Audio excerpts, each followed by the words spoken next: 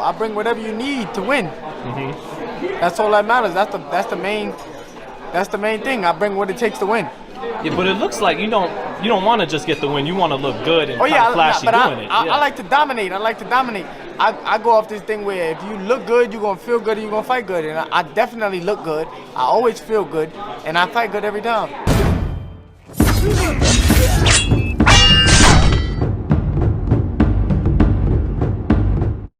Should expect on Saturday. Of course. I mean, you know that song by French Montana, I ain't worried about none? Right. I ain't worried about none. Huh? You feel me? The 10 knockouts out of 14 fights. I don't know if that was supposed to scare me or what, but y'all know what I do. So every time I step up a fight against a fighter that got power, they get their ass beat bad. And it ain't gonna be no difference with him. I just don't know if I'm gonna beat him with a spoon or a belt or a broom. I don't know what I'm gonna beat him with, but I know I'm gonna beat his ass. A few moments later.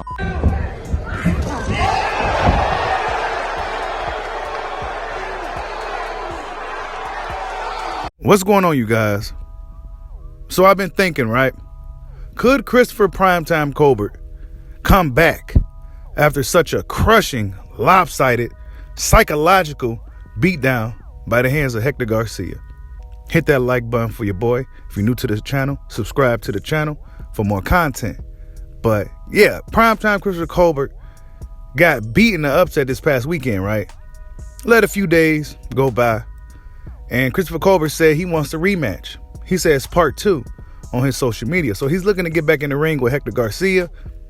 Some fans got mixed emotions about that. Like, hey, take your L and leave this dude alone.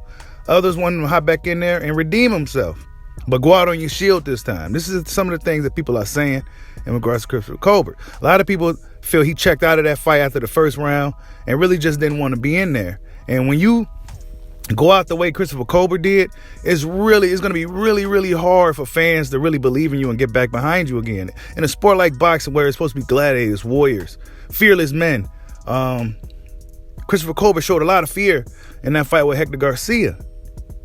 So going into a rematch, a potential rematch with Hector Garcia, who probably have a lot more confidence going in this time in a rematch, not to mention he already had a shit ton of confidence going into the first fight.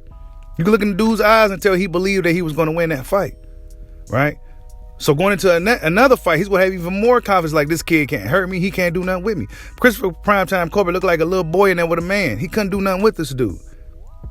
But when you at that point in your career, right, when you almost at a title shot opportunity and then you get knocked down the mountain, do you go take a risk against such a guy like Hector Garcia again? Some people saying Christopher Colbert may be too small for 130. That he doesn't have the power or strength to deal with some of those guys, those bigger guys at 130 pounds. Some may say, right, some boxing fans may say that PBC lined him up, right? Christopher Colbert I think this was his second event he headlined, and they probably was paying him a nice penny, nice little guarantee.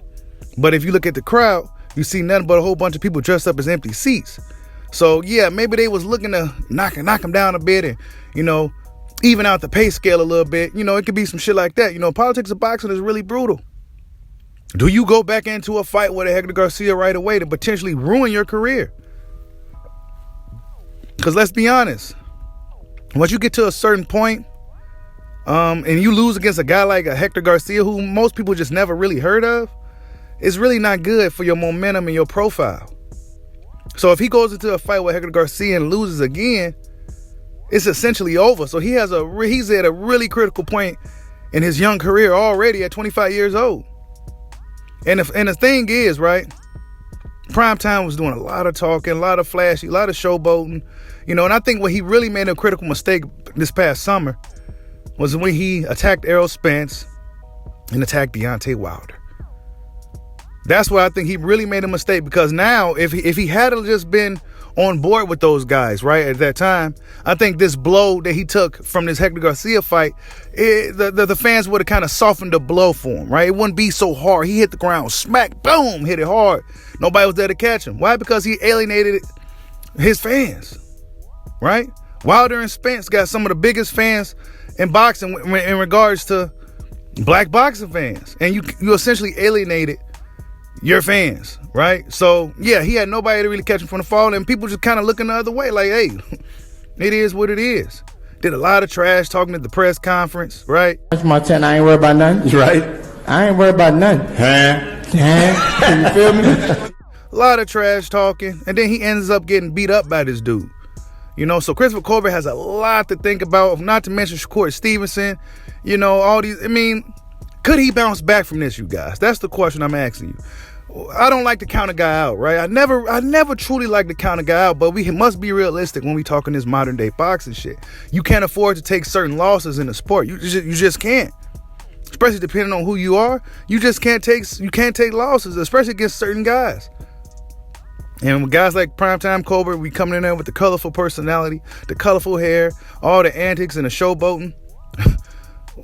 Fans ain't gonna be looking to give you any types of benefit of the doubt. Like, subscribe, holla at your boy. Peace out.